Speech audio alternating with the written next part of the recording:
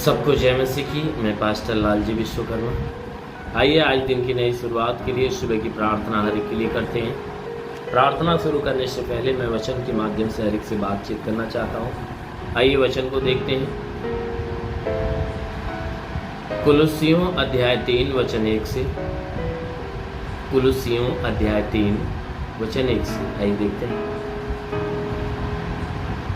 अतः जब तुम मसीह के साथ जिलाए गए तो स्वर्गीय वस्तुओं की खोज में रहो, जहां मसीह विद्यमान है और परमेश्वर की दाहिनी ओर बैठा है। पृथ्वी पर की नहीं परंतु स्वर्गीय वस्तुओं पर ध्यान लगाओ, क्योंकि तुम तो मर गए और तुम्हारा जीवन मसीह के साथ परमेश्वर में छिपा हुआ है। जब मसीह जो हमारा जीवन है प्रकट होगा, तब तुम भी उसके साथ महिमा सहित प्रकट किए जाओगे। आमीन, हालेलुया। मेरे प्यारे भाई बहनों, यहाँ परमेश्वर का वचन हमें बताता है,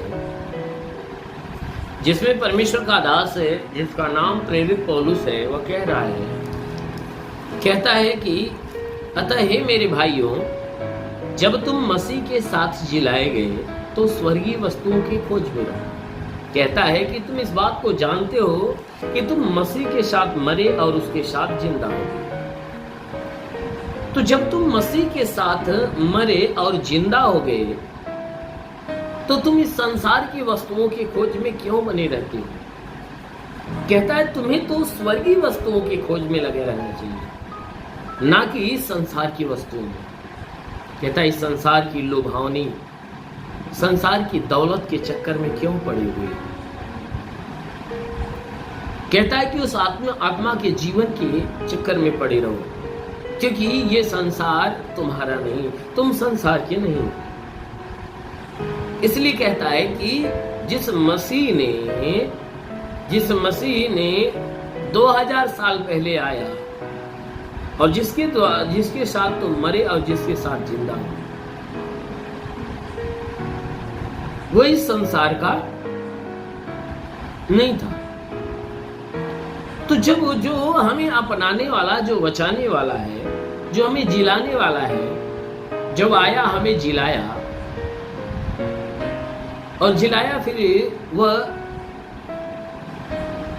स्वर्ग में हमारे लिए जगह तैयार करने के लिए गया। तो क्या हम इस संसार के हुए? नहीं, क्योंकि हमारे लिए वह जगह तो स्वर्ग में तैयार कर।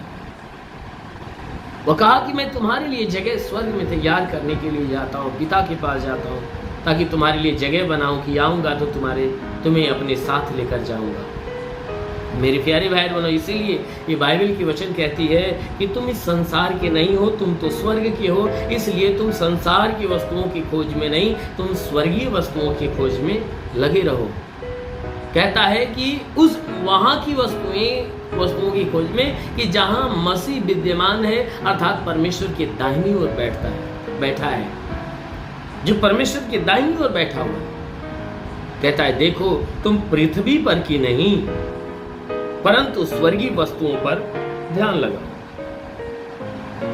कहता है मेरे भाइयों, तुम पृथ्वी पर की वस्तुओं पर नहीं परंतु स्वर्ग के वस्तुओं पे ध्यान लगाओ, क्योंकि तुम तो मर गए और तुम्हारा जीवन मसीह के साथ परमेश्वर में छिपा हो। कहता है कि देखो, क्योंकि तुम तो मर गए हो, लेकिन जो तुम्हारा जीवन है ना, मसीह के साथ परमेश्वर में छुपा हुआ है। तुम्हारा जीवन परमेश्वर के पास छुपा हुआ है। वो भी किसके भीतर छुपा हुआ है? मसीह के भीतर छुपा हुआ है। अगर मसीह के भीतर के जो जीवन तुम्हारे छुपे हुए अगर लेना चाहते हो, तो कहता है संसार के अनुसार जीवन न जियो परंतु स्वर्ग के अनुसार जीवन जियो, तब उस जीवन को तुम प्राप्त करने पाओगे। क्योंकि जो तुम्हारा जीवन है वह मसीह में, परमेश्वर के साथ, वो मसीह में छुपा हुआ है।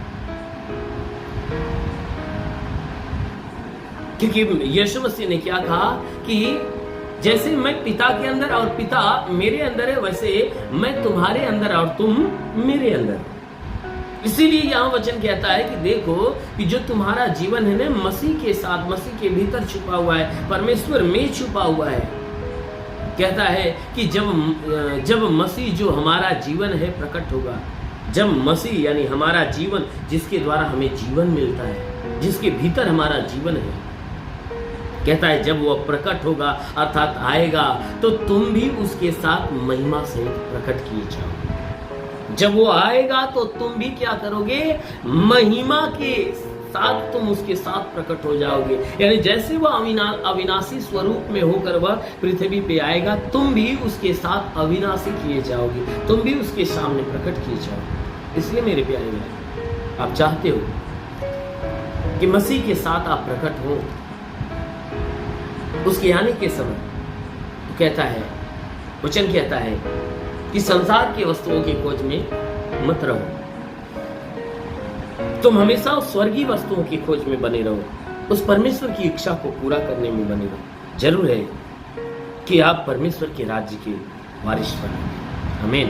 इसलिए आइए आंखों को बंद करिए, पूरे विश्वास से भर जाइए। आज सुबह की प्रार्थना आप सभी के लिए करते हैं। इस प्रार्थना के द्वारा परमेश्वर आपके जीवन में बहुतायत की आशीष।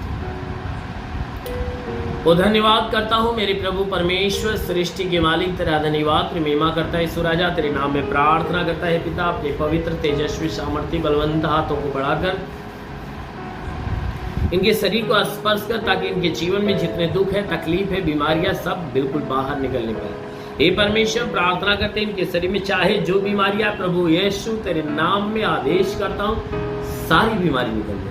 कोई तंत्र मंत्र जादू टोना, कोई भी कारीगरी के बंधन है, वो सारे बंधन टूटने पाए। दुष्ट आत्मा, शैतानी आत्मा, मरी हुई आत्मा, बुद्धिमान शक्तियों का प्रभाव प्रकोप नष्ट होने पाए। हे प्रभु, मैं प्रार्थना करता हूँ इनके शरीर के किसी अंग में कोई बीमारी हो, वो सारी बीमारी निकल जाए। किसी भी अंग में कोई दर्द हो तो मैं डांटता हूँ कि हर प्रकार का दर्द निकल जाए, पूरे बदन का दर्द निकल जाए। मस्तिष्क से लेकर इनके पैर के नाखून के बीच किसी भी अंग में दर्द हो, सारा दर्द गायब हो। जुखाम, खांसी, बुखार निकल जाए। टाइफाइड, मलेरिया नष्ट होने पाए। किसी भी प्रकार के दर्द पीड़ा निकल जाए। जिसके शरीर में ब्लड नहीं बनता, बनने लगे प्रभु यीशु के नाम से। जिसके शरीर में प्लेटलेट्स की घटी है, भरपाई होने पाए। डेंगू का बुखार हो, निकल जाए। हाँ मेरे प्रभु, हड्डी की परेशानी, मांसपेशियों की परेशानी, नसों की परेशानी दूर हो जाए। संपूर्ण शरीर में चाहे जो बीमारियां हो नष्ट होने पाए।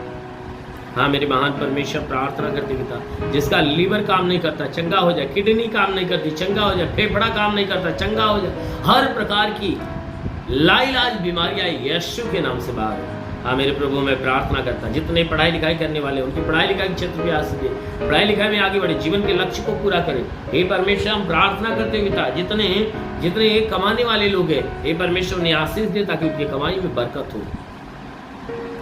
जिसके पास रोजगार नहीं रोजगार दे, नौकरी नहीं नौकरी दे, जो गरीबी के श्राप में छुटकारा, जो कर्ज में है कर्जा अदा हो जाए, जिसके पास घर नहीं घर हो जाए, चलने का साधन नहीं चलने का साधन हो। हाँ मेरे महान परमेश्वर, प्रार्थना करते पिता, जितने लोग तेरी सेवा करने वाले लोग हैं प्रभु, उनके सेवकाई के क्षेत्र पे आशीष दे, ताकि उनकी सेवकाई दिन पर दिन बढ़ती जाए।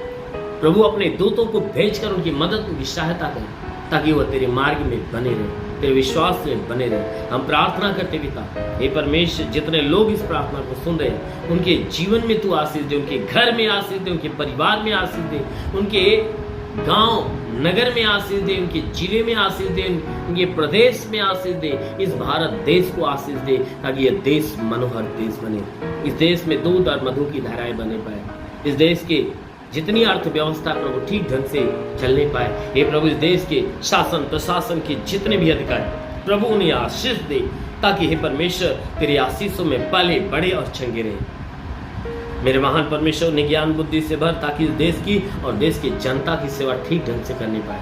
कानून व्यवस्था को तू आशीषों से भर, ताकि इस पूरे देश के अंदर ठीक ढंग से लागू होने पाए। हे परमेश्वर, पुलिस प्रशासन को आशीष दे, ताकि वे सदैव तेरे आशीष में बने रहें और नियमानुसार हे परमेश्वर मैं प्रार्थना करता हूँ कि हर एक व्यक्ति के, हे परमेश्वर, इस संसार के हर एक जन के प्रति हे परमेश्वर जिम्मेदारी से अपनी ड्यूटी करने पाए। हाँ मेरे महान परमेश्वर, हम प्रार्थना करते हे परमेश्वर, देश में जितने पदाधिकारी हैं हर एक को आशीष दे, ताकि सबके सब जिम्मेदारी से अपनी ड्यूटी करने पाए। हाँ मेरे महान प्रभु, प्रार्थना करता पिता, तेरा साथ हर एक के साथ, तेरा हाथ हर एक के सर पे बना रहे, अनुग्रह शांति से भर दे प्रभु, यीशु के महान नाम में मांगते हैं, आमीन। परमेश्वर हर एक को आशीष दे। God bless you. इस वीडियो को लाइक करें, हमारे चैनल को सब्सक्राइब कर बेल आइकन जरूर प्रेस करें हमारी लेटेस्ट वीडियो सबसे पहले देखने के लिए।